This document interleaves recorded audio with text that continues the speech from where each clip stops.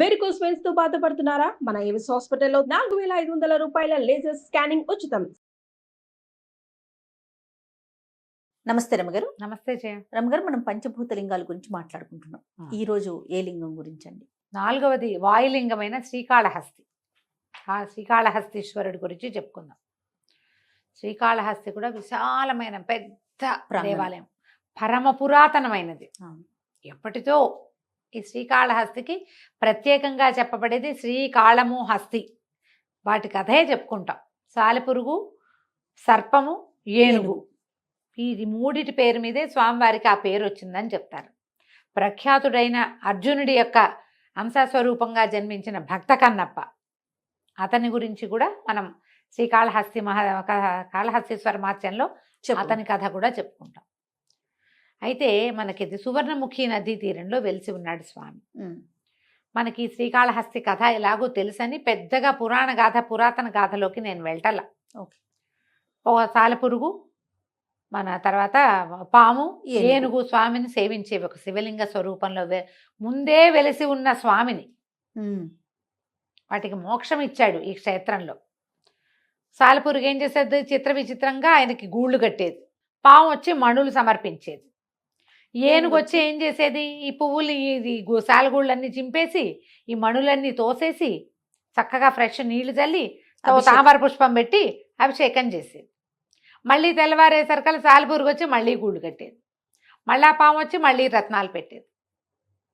తమ పూజను ఎవరో భగ్నం చేస్తున్నారని భావించి ఈ మూడు ఎదురుబడి కొట్టుకునే పరమభక్తితోటి తాము చేసే సేవని భగవంతుడు స్వీకరిస్తున్నాడని ప్రగాఢమైన నమ్మికతోటి, ఏదో చేస్తున్నానని కాదు, ప్రగాఢమైన నమ్మికతోటి తాము చేసేదే కరెక్ట్ అని భావించి, తన సేవ కాకుండా నా స్వామే నా సేవనే ఒప్పుకుంటాడు కానీ పరుల సేవని నా స్వామి వల్లడు ఒప్పుకోడు అని పోట్లాడుకుని కొట్టుకుని మరణించినాయి.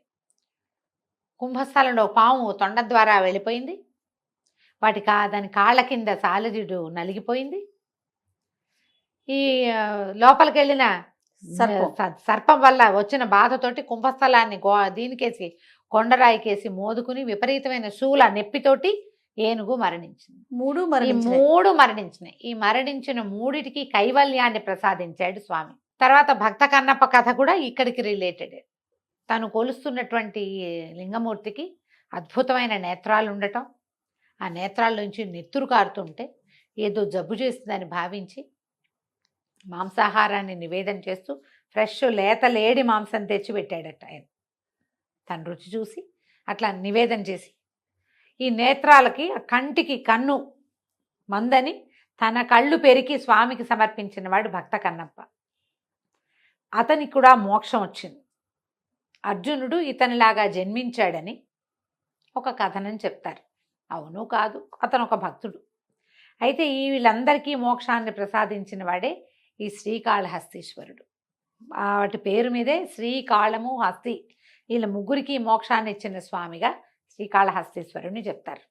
అయితే ఇది మనం ఇప్పుడు చూస్తున్న దేవాలయము 5వ శతాబ్దంలో, లోపలి భాగం 5వ శతాబ్దంలో కట్టబడింది గర్భగుడి.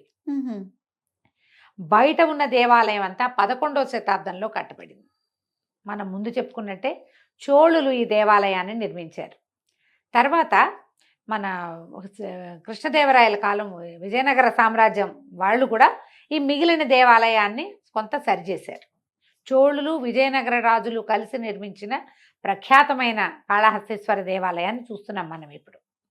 అయితే దేవాలయం చాలా విశాలంగా పెద్దదిగా కనపడుతుంది. 4 ద్వారాలు, 4 గోపురాలు ఉన్నాయి. దేవాలయం దక్షిణాభిముఖంగా కనిపిస్తుంది. అయితే ఈ 4 లోపల ఈ 4 దిక్కుల్లో 4 దైవాలు మనకి దర్శనమిస్తారు. దక్షిణాభిముఖంగా ఉన్నటువంటి దక్షిణామూర్తిని మనం చూస్తాం లోపలికి వెళ్ళేసరికి.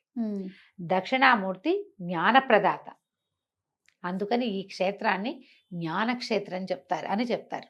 ఏదైనా శాస్త్రం పఠించాలనుకున్న వాళ్ళు శ్రీకాళహస్తిలో దర్శనం చేసుకుంటే శాస్త్రంలో ప్రావీణ్యం లభిస్తుంది.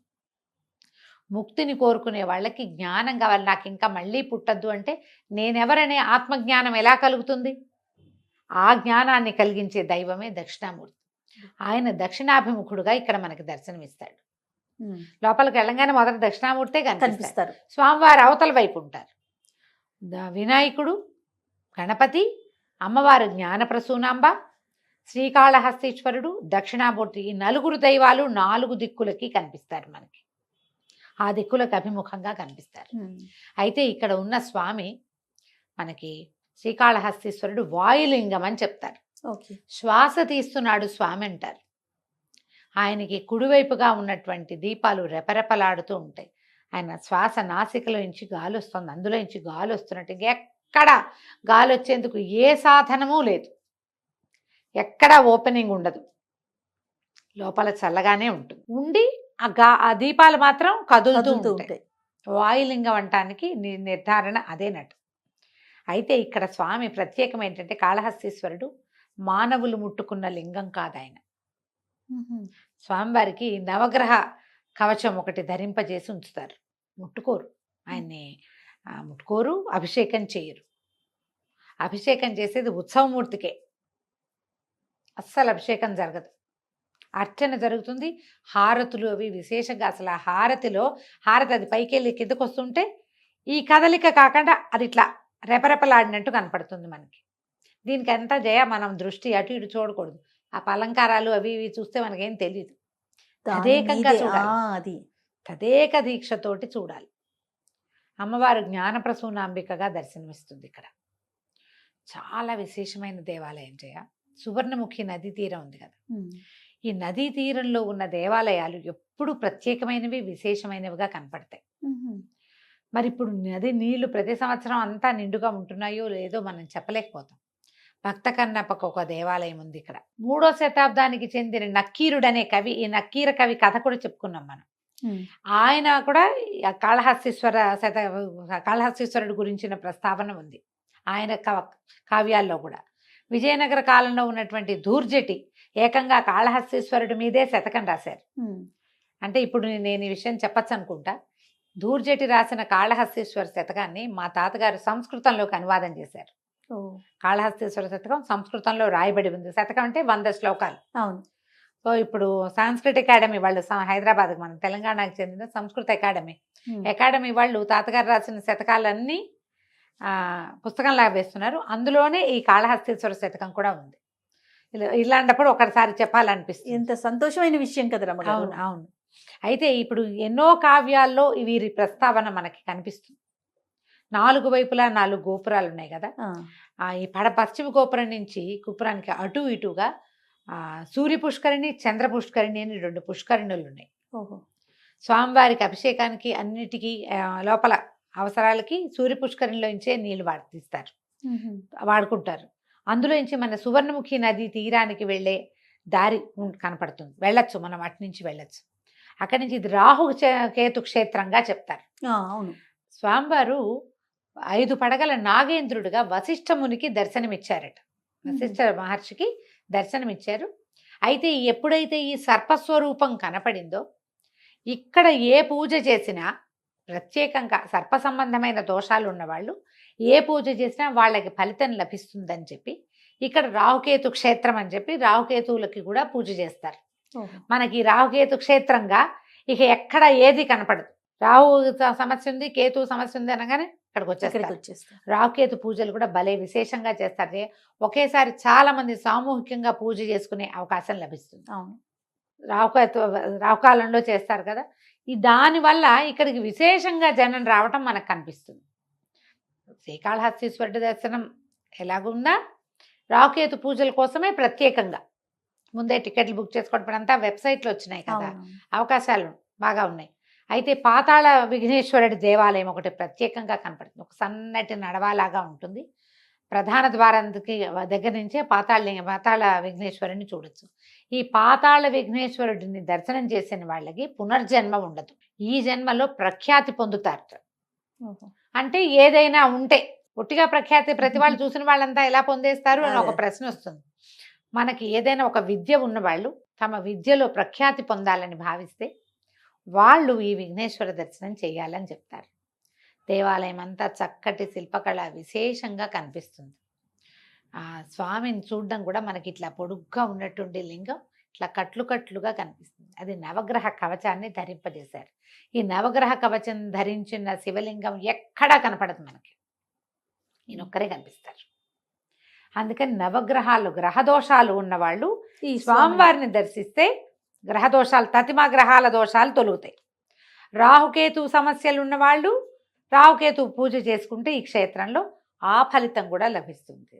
ప్రత్యేకంగా మనకి అనేక మంది ఋషులు ప్రతిష్ఠించినటువంటి అనేక లింగాలు దర్శనమిస్తాయి. వెంకటేశ్వర స్వామి, తర్వాత ఏమో వరదరాజస్వామి, తర్వాత వీరరాఘవ స్వామి, వీళ్ళు ముగ్గురు కూడా దర్శనమిస్తారు. తర్వాత ఎన్నో తీర్థాలు ఉన్నాయట, 36 తీర్థాలు ఉన్నాయని చెప్తారు ఇక్కడ. ఓహో. మూక తీర్థం అని ఒక తీర్థం ఉందట. ఈ మూక తీర్థంలో గనక స్నానం చేస్తే, ఆ తీర్థాన్ని తీసుకుంటే గనక ఏదైనా నత్తి వాచా దోషాలు ఉన్న వాళ్ళకి ఆ దోషాలు తొలుగుతాయని చెప్తారు. ఎన్ని దోషాలు తొలగిస్తుందో చూడు శ్రీకాళహస్తి.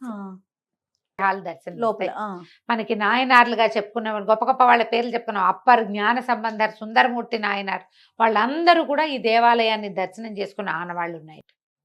ఈయన మీద రకరకాల తేవారాలు, ఏవో పద్యాలు పాటలు పాడినవి కూడా కనిపిస్తాయి. తమిళ సాంప్రదాయపు పోకడలు అక్కడక్కడ కొంచెం కనబడిన తక్కువే, తెలుగే ఎక్కువగా ఉంటుంది. కొంచెం మద్రాసుకి దగ్గరగా ఉంది కదా, చెన్నైకి దగ్గర ఉండటం వల్ల కొంచెం తమిళ పోకడలు ఉన్నా కూడా పూర్తిగా తెలుగు విధానమే మనకి కనిపిస్తుంది. తప్పకుండా దర్శించుకోవాల్సిన క్షేత్రాల్లో గ్రహదోషాలు పోగొట్టుకునేందుకు అవకాశం ఇచ్చేటువంటి మోక్షప్రదాత అయిన పరమేశ్వరుడు నవగ్రహ కవచాన్ని ధరించి కనపడే ఏకైక క్షేత్రమైన ఈ కాళహస్తిని తప్పకుండా దర్శనం చేయండి. మనం తిరుపతి వెళ్తే ఈజీగా చూడగలుగుతాం. మనకి ఏ దోషాలు లేవు. స్వామి ఉన్నవి కూడా పోతాయి. ఏమైనా రావాల్సినవి కూడా రేపు వచ్చేవి, అవి కూడా మనకి తగ్గిపోతాయి. నమస్తే. నమస్తే జయ. రమ్మగారు, మనం పంచభూతలింగాలు చెప్పుకుంటున్నాం. ఈ రోజు ఏ దేవస్థానం గురించి చెప్తారు, ఏ ఆలయం గురించి? పంచభూతలింగాల్లో రెండవదైనటువంటి జలలింగం. ఎందుకంటే పృథివీ అప్పు, జలం కదా, నీటిలో నుంచి భూమి పుట్టింది, భూమి బయటకు వచ్చింది అంటారు. ఈ జలలింగం గురించి చెప్పుకుందాం. ఈయన ఎక్కడున్నాడు? జంబుకేశ్వరంలో ఉన్నాడు. ఈ జంబుకేశ్వరం ఎక్కడుంది? తమిళనాడులో తిరుచిరాపల్లికి దగ్గరలో ఉంది, ఒక 11 కిలోమీటర్ల దూరంలో ఉంది. సింపుల్గా చెప్పాలంటే శ్రీరంగం పక్కన ఉంది. శ్రీరంగం పక్కనే ఈ దేవాలయం మనకి దర్శనమిస్తుంది. చాలా పెద్ద దేవాలయం ఇది కూడా. చోళుల కాలంలోనే నిర్మించబడింది. శ్రీరంగనాథుడి కంటే ముందు నుంచే ఈయన ఉన్నాడని ఒక ప్రతీతి. చాలా అద్భుతమైన దేవాలయం. అయితే ఇప్పుడు జలలింగం అని చెప్తాం. జలలింగం అనగానే ఏమనిపిస్తుంది మనకి? ఇప్పుడు సైకత లింగం, పృథ్వీలింగం అయినటువంటి ఏకాంబరేశ్వరుడు ఇసుకతో నిర్మించబడిన వాడు. అనగా నీటితో ఉన్నాడేమో అయ్యవారు అనిపిస్తుంది. నీటి మీద ఉంటారు కదండి. నీటి మీద ఉంటాడు. నీరు ఊరుతూ ఉంటుంది ఆయన కింద నుంచి. ఎక్కడి నుంచి ఊరుతుందో మనకు తెలియదు. కాణిపాకంలో కనుక వినాయకుని కింద బావి మీద ఉంటారంటారు కదా ఆయన. అలా అక్కడ ఆయన బావిలో వచ్చినట్టుంది కథనం ఉంది. ఇక్కడ అట్లా లేదు. దీనికి అద్భుతమైన పురాణ గాథలు 2 చెప్తారు. పురాణ గాథ చాలా అద్భుతమైంది. ఒకటేమో శ్రీకాళహస్తి కథని పోలి ఉన్నట్టుగా ఒక ఏనుగు, ఒక సాలీడు ఇక్కడ స్వామివారిని పూజించేవని, ఆ రెండు వాటి కొట్లాటలో ఇది 2 నశించిపోయినాయని, వాటి మీద కుంభవృష్టిగా అమృతం కురిసింది, అప్పుడు ఈ శివలింగం ఏర్పడిందని ఒక కథనం చెప్తారు. ఒకటి. రెండో ప్రధాన గాథ ఇంకోటి చెప్దాం మనం. ఇది ఈ జంబుకేశ్వరం అంటే జంబుక వనం. ఇక్కడంతా తెల్ల నేరేడు చెట్లు ఉన్నాయి. నేరేడు చెట్టు మనకు తెలుసు కదా, తెల్లటి చెట్టు, నేరేడుకాయ, మామూలు నేరేడుకాయ. జంబు వనం ఉందట ఇక్కడ. అయితే ఏమైంది, శంభుడు అని ఒక మహర్షి, ఒక ఆయన ఈ జంబు వనంలో తపస్సు చేసుకునేవాడు. మహాశివ భక్తుడట. నిత్యము అర్చన చేసుకునేవాడు, ఏదో తపస్సు చేసేవాడు. ఆయనకి ఏమనిపించిందట, ప్రత్యక్ష స్వరూపిగా ఉన్న భగవంతుణ్ణి పూజించాలని అనిపించింది. ప్రత్యక్ష రూపంలో ఆయన ఎంతకాలమో తపస్సు చేస్తే పరమేశ్వరుడు ప్రత్యక్షమయ్యాడు. ఏం కావాలో కోరుకోమంటే, నిన్ను ప్రత్యక్ష పూజ చేయాలి నేను, అదే నా కోరిక అని అడిగాడు. అడిగితే అప్పుడు పరమేశ్వరుడు ఏమన్నాడంటే, నేను ఇక్కడ శివలింగంగా లింగంగా వెలుస్తాను, నువ్వు జంబు వృక్షంగా ఉండు, నువ్వు శాశ్వత అంటే ముని ఎంతకాలం ఉంటారు, వాళ్ళ ఆయుష్ అయిపోతుంది కదా. అదే జంబూ వృక్షంగా ఉండి నన్ను సేవించుకోమని అన్నాడు. ఓ. చాలా కాలం తపసమాధిలో ఉండి ఆయన వెళ్ళిపోయాక జంబూ వృక్షంగా పుట్టాడు. ఆ దేవాలయ సన్నిధానంలో ఉన్నటువంటి లోపట్లో లేదు, బయటే ఉంది, ప్రాంగణంలో ఉన్న జంబూ వృక్షం సాక్షాత్తు ఆ శంభుడనే ఋషి అని భావిస్తారు. ఆయన ఆకులు రాల్చేవాడు అయ్యవారి మీద. ఈ లింగం ఏర్పడినప్పుడు అది జలలింగంగా ఎవరికైనా కనపడిందో లేదో మనకు తెలీదు. మనకి కనపడే వీటి కథల్లో ఎక్కడా కూడా స్పష్టంగా అది చెప్పరు. ఎందుకు ఇక్కడికి నీరు వచ్చింది అనే దాని మీద ఒక స్పష్టత అయితే లేదు. కానీ ఇది శ్రీరంగం కంటే ముందే, దానికంటే ముందే ఏర్పడిన దేవస్థానంగా, అంటే ఏర్పడిన స్థానంలాగా చెప్తారు. అయితే మనకి జలలింగం అనగానే ఏమిటి, ఇది ఎట్లా కనపడుతుంది అంటే, ఆ శివలింగం పక్కన పానువట్టల్లోంచి నీరు ఊరుతూ ఉంటుందంట. పూజ అంతా అయిపోయాక ఒక చక్కటి అంగవస్త్రాన్ని పానువట్టం మీద పరుస్తారు. కాసేపటికి పానువట్టం మీద ఆ వస్త్రం తీసి పిండితే చెంబెడి నీళ్ళు వస్తాయి. బట్ట తడిసిపోతుంది. అలా నీరు ఊరుతూ ఉంటుంది లోపల నుంచి. దాని కింద నది ఉందని కానీ లేకపోతే మన బాగుందని కానీ చెప్పబడలేదు. ఎక్కడి నుంచి వస్తాయో తెలియదు. ఇది కావేరీ నదీ తీరంలోనే ఈ దేవస్థానం ఉంది. అయితే తీరం అంటే ఆనుకునేం లేదు, ఒక మాదిరి దూరంగానే ఉంది. ఈ కావేరీ నదిని ఈ ప్రాంతంలో పొన్ని అని పిలుస్తారు. బంగారు నది. పొన్నం అంటే తెలిసిందే కదా మనకి, బంగారు నది. ఈ పొన్నిలో స్నానం చేసి జంబుకేశ్వరిని సేవిస్తే సద్యో విముక్తి లభిస్తుంది. ఈ జన్మలో స్నానం చేసి అర్చన చేసిన వాడు ఇక మళ్ళీ పుట్టడని చెప్తారు. దీన్ని ఏనుగులతోటి, నేరేడు పళ్ళు తినడానికి వచ్చేటువంటి ఏనుగులు, దీనికి ఏదో తిరుక్కావలి అలాంటిది ఏదో పేర్లు ఉన్నాయి, తమిళ పేర్లు. ఏనుగుల చేత పూజించబడివట శివుడు. శివలింగం వెలిసింది, ఆ ఏనుగులు వస్తుండేవి. ఇవంతా మన నేరేడు పళ్ళ కోసం ఏనుగులు వస్తాయి కదా, ఆ ఆకులు కోసి స్వామివారి మీద వేసేవట. నీరు తెచ్చి పొన్నిలోంచి నీరు తెచ్చి శివలింగానికి అభిషేకం చేసి కొన్ని నేరేడు ఆకులు స్వామివారి మీద వేసి, అదే పత్రి. ఓహో. మామూలుగా మనం మారేడాకులు పత్రిగా భావిస్తాం, ఇక్కడ నేరేడాకు కూడా పత్రే. ఎందుకంటే ఆ చెట్ల మధ్యలోనే ఈయన వెలిసి ఉన్నాడు. పెద్ద విశాలమైన ప్రాంగణము 5 ఎకరాల స్థలంలో ఉంది. ఒక 5 ప్రాకారాలు, 7 గోపురాలు ఉన్నాయి. గోపురాలు కూడా పెద్ద పెద్ద గోపురాలు. లోపల అయ్యవారితో పాటుగా వెనకాల నవగ్రహ కిటికీ అంటే ఒక గవాక్షం ఒకటి ఉంటుంది, ఒక కిటికీ, నవద్వార గవాక్షం అంటారు దాన్ని. ఏమిటో అలా ప్రత్యేకమైన పేర్లు ఉన్నాయి. విశాలంగా కనపడుతుంది, అతి పెద్ద గుడి. తప్పకుండా చూడవలసిన క్షేత్రాల్లో ఇదొకటి. అయితే ఇక్కడ ఇంకొక విశేషం ఏముందంటే, అమ్మవారు ఇక్కడ అఖిలాండేశ్వరి స్వరూపంలో దర్శనమిస్తారు. మనం అక్కడక్కడ చూస్తాం నిలబడి ఉన్న అమ్మవార్లని. అవును.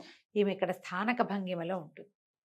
పూర్వమట ఉగ్రరూపిగా ఉండేది. ఇది ఏనాటి కదా, ఆదిశంకర్లకి ముందు. శంకరాచార్యుల వారు 9-10 శతాబ్దాలకు చెందినవారు కదా, 9వ శతాబ్దం. దాని ముందు అమ్మ ఉగ్రరూపిగా ఉండి ఆమె యొక్క శోధన విపరీతంగా ఉండేది. రాత్రిళ్ళు తిరగటము, బయటికి వచ్చేయటము అలాంటివి ఉండేవట. అయితే ఆదిశంకర్లు వచ్చి ఈ అమ్మని చూసి ఈమె ఉగ్రరూపిగా ఉందని కొంతకాలం ఇక్కడ తపస్సు చేసి ఆమె ఉగ్ర శక్తిని కొన్ని కళలు తగ్గించారట. ఆమె దగ్గర ఒక శ్రీచక్రాన్ని కూడా స్థాపించారు. దాంతో అమ్మవారి నుంచి ఉగ్రకళ తగ్గి శాంత కళ కనపడుతూ ఉంటుంది. మనం ఇది ఎంత ప్రత్యేకమైన విషయం చేయాలి. మరి భగవంతుడిని ప్రశ్నించే వాళ్ళందరూ ఇలాంటివి విని అర్థం చేసుకోవాలి. ఉందో లేదో మనకు తెలీదు అంటే లేకపోవడం అంటే మనం ఉన్నాంగా, అంతే కదా. మనం ఉన్నాం. మన ముందు తరాల వారికి చెందినటువంటి ఆదిశంకరులు ప్రతి దేవాలయంలో ఆయన ఎక్కడెక్కడికి వెళ్ళారో అన్ని చోట్ల ఈ కళలు హెచ్చటమో తగ్గించటమో, ఓ శ్రీచక్ర స్థాపన చేయటం, జనాకర్షణ యంత్రాలు స్థాపించటం, అవును, ఇలాంటివి ఎన్ని గాథలు వింటాం. లేదని మనం ఎలా అనగలం? అదే శంకర్లు రాసిన స్తోత్రాలు చూస్తాంగా మనం. అది మన మానవ రూపంలోనే జన్మించారు కదా, జన్మించారు కదా, మన ముందేగా. అవును, ఎప్పుడో అదేమిటి మన ముందు యుగం కాదు, మన యుగంలో. అవునండి, మన ముందు ఈ కాలడిలో ఇలా బంగారు ఉసిరికాయలు రాలిపోయి కాయించారు, కురిపించారు. అవి ఇల్లు వాకిలి అన్నీ కనపడుతున్నాయి. అవును. ఈ దేవాలయం ఇదివరకు అలా ఉండేది, ఇప్పుడు ఈయన వచ్చాక ఇలా మారింది, దానికి శాసనాలు ఉన్నాయి. ఎంత వివరంగా ఉంది కదా. అయితే ఈ జలలింగంగా అసలు నాకు తిరుపతిలో ఉన్నప్పుడు కూరలు కొనడానికి వెళ్తుంటే చొక్కలింగం అప్పులింగం అని ఇద్దరు బ్రదర్స్ ఉండేవాళ్ళు. అప్పులింగం అతని పేరు. నాకు అర్థమయ్యేది కాదు, ఏమిటి ఈ పేరు ఇలా పెట్టుకున్నారు, తమిళ పేర్లు అలా ఉంటాయని. అప్పటికి వీటి మీద అంత అవగాహన లేదు. అదే ఈయనే అప్పులింగం, ఈయన జంబుకేశ్వరుడు. అప్పు అంటే సంస్కృతంలో నీరు, ఆపహ అంటే నీరు. ఇప్పుడు పృథివీ, ఇప్పుడు నేను సంస్కృతిలో చెప్తా కదా, పృథివీ అప్పు తేజోవాయు ఆకాశం, ఆ అప్పే ఈ అప్పు. జలలింగం. ఈ పేర్లు పెట్టుకుంటారు బాగా విశేషంగా. ఈ అఖిలాండేశ్వరి సన్నిధానాన్ని దర్శనం చేయటం, ఆ పొన్ని నదిలో స్నానం చేసి జలలింగేశ్వరుడు ఈ జంబుకేశ్వరుణ్ణి పూజించిన వాళ్ళకి సద్యో విముక్తి కలుగుతుంది. ఈ జీవితం నుంచి మనం ఇదవుతాము. చాలా ప్రత్యేకమైన దేవస్థానాల్లో ఈ జంబుకేశ్వరం కూడా ఒకటి. లైన్గా మొదలుపెట్టి మొదట కాంచీపురము, తర్వాత జంబుకేశ్వరము, తర్వాత అరుణాచలము, ఆ తర్వాత ఏమో కాళహస్తి, చివరికి చిదంబరము. ఈ లైన్ ప్రకారం చూడొచ్చు. లేదా మీరు పైనుంచి వచ్చినా సరే, ఆకాశము దగ్గర నుంచి వచ్చినా సరే, ఆకాశము, వాయువు, అగ్ని, జలము, ఆ తర్వాత భూమి చూసినా ఇవరాయి దబరాయిగా చూడకుండా ఒక లైన్ ప్రకారం చూడండి. ఓకే. విశేషమైన దేవస్థానంగా కనపడుతుంది. అన్ని ప్రత్యేకంగా శిల్పాలు, రకరకాల దేవతా విగ్రహాలు, పురాతనమైన శిల్పకళ. శ్రీరంగనాథుడే పురాతన దేవస్థానం. ఆయన కంటే ముందు ఎవరైనా శ్రీరంగం వెళ్తే దగ్గరలోనే ఉంది కాబట్టి జంబుకేశ్వరాన్ని కూడా తప్పకుండా దర్శించండి. అలానే రమ్మగారు నమస్తే. నమస్తే రమ్మగారు, మనం పంచభూత లింగాలు చెప్పుకుంటూ ఉన్నాం. మూడోది అగ్నిలింగం. అగ్నిలింగం అనగానే మొత్తం తెలుగు వాళ్ళందరిలోనూ ప్రచారంలో ఉన్న అరుణాచలేశ్వరుడు. మిగతా పంచభూత లింగాల్లో వేగి గురించి అవగాహన ఉన్నా లేకపోయినా, దర్శనం చేసుకున్నాం లేదు అనే ఆలోచన ఉన్నా, అరుణాచలం మాత్రం ఖచ్చితంగా మనం వెళ్ళి తీరాల్సిందే. రమ్మగారు అంటే ఇట్లా అనొచ్చు అనకూడదు, ఒక్కసారి దర్శనం కోరుకోవచ్చు. ప్రతి నెల వెళ్ళిపోయేవారు ఉన్నారండి. అక్కడట మైకుల్లో చెప్తున్నారంట, దయచేసి నెల నెల రామాకండి, అయ్యో రామ, కొత్త భక్తులకి అవకాశం ఇవ్వండి. అంటే అవకాశం ఉండాలి కదా అందరికీ. అంటే మరి ఇలా అనకూడదేమో కానీ ఇదంతా ప్రవచనకర్తల ప్రభావమే చేయ. అది సంతోషించదగ్గ విషయమే అయినా కూడా, కాకపోతే ఎక్కువ స్ట్రెస్ చేయబడింది అరుణాచలం. ఐదింటిని స్ట్రెస్ చేసి ఉండొచ్చు కదా, బాగుండేది కదా. జంబుకేశ్వరంలో జనం తక్కువ ఉంటారు, ఆ తమిళనాడు వాళ్ళే వస్తారు, తెలుగు వాళ్ళు పెద్దగా కనపడరు. చిదంబరంలో తెలుగు వాళ్ళు పెద్దగా కనపట్టల్లా, ఏం అక్కడికి వెళ్ళరు. అవును, అక్కడ కూడా వెళ్ళాలిగా. రమ్మగారు, నేను చిదంబరం వెళ్ళాను మొన్న, లాస్ట్ 2 months బ్యాక్. మనిషి లేరు, మనుషులు ఉండరు, ఏదో ఉంటాడు అయ్యవారు నిరామయంగా. స్వామి పాపం ఎవరు రారు. మామూలుగా మనము దేవాలయాలకి రెగ్యులర్ గా మనం మన ఇంటి దగ్గర వాటికి ఎలా వెళ్తాం, ఎలా జనం ఉంటారు, అంతే ఉన్నారండి. జంబుకేశ్వరంలో కూడా అంతే. అదే అనుకున్నా. నీకు కంచిలో కొంచెం పర్వాలా, కానీ తక్కువే. వీటితో కంపేర్ చేసుకుంటే కంచి కొంచెం పర్వాలేదు. అవును, నిజం. కాళహస్తి మనకి తిరుపతి నుంచి కాళహస్తి, కంచి అందుబాటులో ఉండటంతో విశేషంగా ఉంటాయి. సరే, రాహుకేతు క్షేత్రం అని కొంచెం అక్కడికి బాగా వెళ్తారు.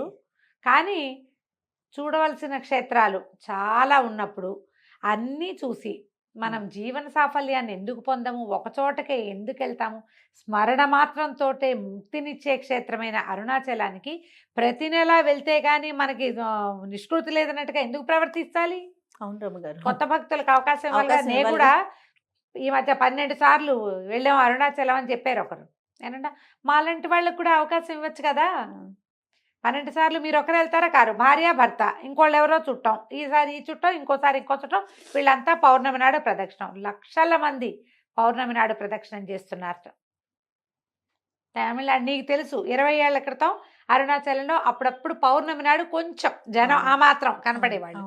ఇప్పుడు ఆ మాత్రం అన్నది లేనే లేదు. అరుణాచలేశ్వరుడు విసిగిపోయి లేచక వెళ్ళిపోతాను నేను ఇక్కడ ఉన్నాను అనేలాగా చేస్తున్నాం.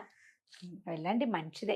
మంచి దైవ దర్శనం ఎప్పుడు మంచిది, అందరూ స్వాగతిస్తాం. కానీ అందరికీ అవకాశం ఇద్దాం. అయితే మిగిలిన క్షేత్రాల కంటే అరుణాచలం తాలూకు ప్రత్యేకత ఏంటంటే, అరుణాచలంలో వెలిసి ఉన్న అరుణాచలేశ్వరుడి కంటే అరుణగిరే సాక్షాత్తు పరమేశ్వరుడుగా ప్రఖ్యాతి పొందింది. ఆ గిరి ప్రదర్శన, కొండ గిరి ప్రదక్షిణ ఇంపార్టెంట్. Hmm. ఎందుకంటే సాక్షాత్తు ఆ కొండే పరమేశ్వరుడు. దీనికి పురాణ గాథలు 2 ప్రత్యేకమైన గాథలు వింటాం మనం. అరుణగిరి ఎంత ప్రత్యేకమైందో కథలు అంత ప్రత్యేకమైనవి. మనం ప్రతిసారి మన మహాశివరాత్రి గాథలు చెప్పుకునేటప్పుడు బ్రహ్మ విష్ణువులు ఇద్దరు నేను అధికున్నంటే నేను అధికున్నని మేము వాదించుకున్నప్పుడు అగ్నిస్తంభ రూపంలో పరమేశ్వరుడు అక్కడ ప్రత్యక్షమయ్యాడు. ఈ మంటలు వెలిగిపోతున్న ఈ అగ్నిస్తంభం తుది మొదలు తెలుసుకుందామని చెరోవైపుకి ప్రయాణించి బ్రహ్మదేవుడు నేను చూడకపోయినా చూశానని చెప్పాడు. విష్ణువు నేను దీనికి అంతం నాకు తెలియలేదు, దీని ఆది దీని మూలం ఎక్కడదో నాకు తెలియలేదని ఒప్పుకున్నాడని ఎప్పుడు చెప్పుకుంటాం.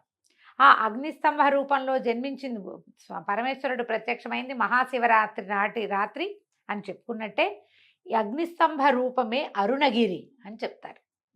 ఈ అరుణగిరి అంటే ఎర్రని కొండే కాదు, నీ రుణాలన్నీ తీర్చేసేది, నిన్ను అరుణుడిగా చేస్తుంది, ఏ రుణము లేకుండా చేస్తుంది, ముక్తినిస్తుంది.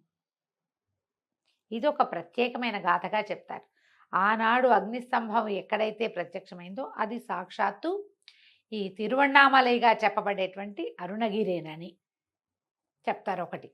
రెండో కథ ఏం చెప్తారంటే కైలాసంలో ఉన్నప్పుడు పార్వతీ పరమేశ్వర్ల సల్లాపాలలో ఒకనాడు అమ్మవారు శివకామసుందరి కళ్ళు మూసిందట స్వామివారికి. విష్ణు ఆయన కళ్ళు మూసేసరికి శివుడికి మొత్తం లోకాలంతా చీకటైపోయినాయి. తృతీయ నేత్రం ఎప్పుడు మూసుకునే ఉంటుంది. ఈ రెండు కళ్ళు మూసేసరికి లోకాల్లో ఎక్కడా వెలుగు లేకుండా అయిపోతే అప్పుడు పరమేశ్వరుడు తానే అగ్నిస్తంభ రూపంలో వెలిశాడు. అదే అరుణగిరి. అమ్మవారు తన పొరపాటు వల్ల అయ్యో నా వల్ల ఇలాంటిది జరిగింది, హేళగా చేసిన పని ఇలాంటి ఇదిగా పరిణమించింది, దీనికి పరిష్కారంగా నేను తపస్సు చేస్తానని అమ్మ తపస్సు చేసి పరమేశ్వరిలో అర్ధభాగాన్ని పొందిన క్షేత్రం అరుణగిరి. ఆయన ఎక్కడట్లా అప్పుడు ఆయన ఏం చేశాడు, ప్రపంచానికి వెలుగుగా ఈ అరుణగిరిగా ప్రత్యక్షమయ్యాడు. అగ్ని జమ్ముతూ ఎప్పుడైతే అగ్నితో వెలుగు ఉంటుంది ఆటోమేటిక్గా, ప్రపంచానికి వెలుగునివ్వడం కోసం పరమేశ్వరుడే స్వయంగా ఈ అరుణగిరిగా వెలిశాడని. కాబట్టి లింగరూపిగా ఉన్న స్వామి కంటే సాక్షాత్ స్వరూపంలో గిరి స్వరూపంలో ఉన్నదే శివుడే అరుణాచలుడు. అరుణాచలం అంటే ఎర్రని కొండగా ఒక స్తంభంలాగా అక్కడ ఉన్నాడు. ఈ గిరిని ప్రదక్షిణ చేయటమే చాలా ముఖ్యమైన సంగతిగా చెప్తారు. తొలికాలం నుంచి ఇదే ఉంది, ముందు కాలం నుంచి ఉన్నదే అరుణగిరి ప్రదక్షిణ. ఈ అరుణగిరి ప్రదక్షిణ ఉదయకాలం ఎండాకాలం సమయాల్లో కాకుండా తెల్లవారుజామున రాత్రిళ్ళు చేయాలంటారు. ఇక్కడ వేడిగా ఉంటుంది, ఈ ప్రత్యేకత చెప్తారు. అయితే మనకి కింద అరుణాచలేశ్వరుడు, తర్వాత అమ్మవారు శివకామ సుందరిగా, అయ్యవారు అరుణాచలేశ్వరుడుగాను, అమ్మవారు అపీత కుచాంబగా. అపీత కుచాంబ సాగబడని కుచములు కలిగిన తల్లి. కుమారుడికి స్తన్యం ఇవ్వకుండా వచ్చేసిందట స్వామివారి దగ్గరికి, అందుకని అమ్మకి ఆ పేరుంది. ఇక్కడ తమిళలో అయితే అన్నామలై అని ఆయన్ని, ఉన్నామలై అని అమ్మవారిని చెప్పుకుంటారు. ఉన్నామలై. మనం అపీత కుచాంబే చెప్పుకుంటాం. అభితు కుచలాంబ కాదు, లా లేదు అసలు. అపీత కుచాంబ, ఆపీత కుచాంబ కాదు. అపీత అంటే తాగబడని, కుచాంబ స్థనములు కలిగిన తల్లి, ప్రత్యేకమైన స్వరూపం. అయితే ఈ రెండు స్వరూపాల్లో అయ్యవారు అమ్మవారు వెలిసి ఉన్నటువంటి ఈ అరుణగిరినాథుడి దేవాలయం విశేషంగా కనపడుతుంది. చాలా పెద్దది, 25 ఎకరాల స్థలం, 180 అడుగులు ఉన్నటువంటి రాజగోపురము, చాలా పెద్దది, విశాలంగా కనపడుతుంది. స్కాంద పురాణంలో కూడా ఈ అరుణాచలేశ్వరుడి ప్రస్తావన ఉంది. పరమ ప్రఖ్యాతులైన రమణాశ్రమం ఒకటి కింద కనపడుతుంది మనకి. నేను వెళ్ళినప్పుడు రమణాశ్రమంలో నెమలిని చూశాను నేను. మొట్టమొదటి నా జీవితంలో ప్రత్యక్షంగా నెమలిని చూసింది రమణాశ్రమంలోని 92లో కాలేజ్ ట్రిప్లో వెళ్ళాం మేము, అక్కడ చూశాను. అప్పటికి గిరి ప్రదక్షిణ ఆనాడు ఏం తెలియదు జయ, జనం చాలా తక్కువ ఉన్నారు మేము వెళ్ళినప్పుడు. మేము ఒక బస్సులో ఎంతమంది వెళ్ళామో ఇంకో అందులో సగం మంది ఉన్నారేమో అంతే. ప్రశాంతమైన అరుణాచలం. ఇప్పుడు అసలు ఆ ప్రశాంతత లేదేమో మరి. నెమళ్ళు, కోతులు అవి కనిపిస్తాయి, బాగా ప్రశాంతంగా కనిపిస్తుంది. ఈ రమణాశ్రమం నుంచి 2 కిలోమీటర్లు ముందుకు వచ్చితే ఒక వినాయకుడి దేవాలయం కనిపిస్తుంది కదా, అక్కడ కుడిపక్కగా వెళ్ళి అది నిలబడి చూస్తే ఈ అరుణగిరి నందీశ్వరుడిలాగా కనపడుతుంది మనకి. ఈ గిరి ప్రదక్షిణ 14 కిలోమీటర్లు ఉంది. ఉమ్. మధ్యలో 8 అష్టలింగాలు. ఇందులో ఏవో చెప్తారు కదా, యమలింగము, అవన్నీ ప్రత్యేకంగా చూడాలి. గిరి ప్రదక్షిణ చేయండి తప్పకుండా జీవితంలో ఒక్కసారైనా. ఓసారి చేసినా చాలు. ఎందుకంటే ఈ అరుణాచలము స్మరణ మాత్రంతోటే ముక్తినిచ్చేదైతే నెల నెలా వెళ్ళటం ఎందుకు? అక్కడికి వెళ్ళగలిగే సెలవు, డబ్బులు, ట్రాన్స్పోర్టేషన్ ఉంటే ఇంకో క్షేత్రం చూడండి. భారతదేశం అంతా మహాద్భుత క్షేత్రాలు ఉన్నాయి. అష్టాదశ శక్తిపీఠాలు ఉన్నాయి, 12 జ్యోతిర్లింగాలు ఉన్నాయి, 5 ఇన్ని రకాల పంచారామాలు, పంచభూత మహాభూత లింగాలు. ఇవి కాకుండా అన్ని క్షేత్రాలలోనూ, అన్ని ఊళ్ళలోనూ ప్రత్యేకమైన క్షేత్రాలు అవన్నీ చూడొచ్చుగా చక్కగా. అసలు చూడని వాళ్ళు ఓసారి తప్పకుండా వెళ్ళాలి, చూడాలి. నేను అప్పుడు వెళ్ళాను జయ, కానీ నేను గిరి ప్రదక్షిణ చెయ్యాల. ఇటీవల ఒక 3 సార్లు అయినా బయలుదేరా. అవును, కుదరలేదు, వెళ్ళలేకపోయాం. సరే, మనకి అవకాశం ఇవ్వలేదు అంతే. ఇంకా భగవంతుడు ఈ వెళ్ళే దారిలో నడిచేటప్పుడు దారిలో కూడా అనట ఎడం పక్కగానే నడవాలి, ఓ పక్కగానే నడవాలి. రోడ్ అంతా స్ప్రెడ్ అవ్వకూడదని రెండో పక్క నుంచి ఋషులు వాళ్ళు గిరి ప్రదక్షిణం చేస్తారట. రోడ్ అంతా నడవద్దు, మనుషులు మానవులు నడిచేది రోడ్డుకి ఎడం వైపుకే నడవాలి, కుడివైపున దేవతలు కూడా ఈ ప్రదక్షిణ చేస్తారు. పౌర్ణమి నాటి రాత్రి అయితే విశేషంగా వాళ్ళు కూడా వస్తారట. అరుణాచలం ప్రఖ్యాతం అవటానికి అక్కడున్న స్థల పురాణం ఒకటి ముఖ్యమైతే, రమణాశ్రమం రెండోది. భగవాన్ శ్రీరమణులు మన ముందు తరాలలో మన ఆదిశంకరుల గురించి ఎలా ప్రత్యేకంగా చెప్పుకుంటాము. చాలా చిన్నతనం నుంచి ఇక్కడికి వచ్చి సిద్ధి పొందారు రమణులు. వారి రమణాశ్రమం అత్యంత ప్రశాంతమైంది. అది చూడొచ్చు. ఎన్నో దేవాలయాలు కనపడతాయి మనకి. అన్ని దేవాలయాలని మనం దర్శనం చేసుకోవచ్చు. ఎన్ని రకాల ఉపాలయాలు. పచ్చియమ్మన్ దేవాలయం ఒకటి ప్రత్యేకంగా కనపడుతుంది, అమ్మవారిని చూడొచ్చు. తర్వాత ఈ ప్రదక్షిణ చేసేటప్పుడు అన్నదానం చేయొచ్చు. కొంచెం చిల్లర తీసుకెళ్తే ఎంతోమంది సాధువులు వాళ్ళు కనపడతారు, వాళ్ళందరికీ దానాలు చేసుకోవచ్చు. నిశ్శబ్దంగా చేయండి.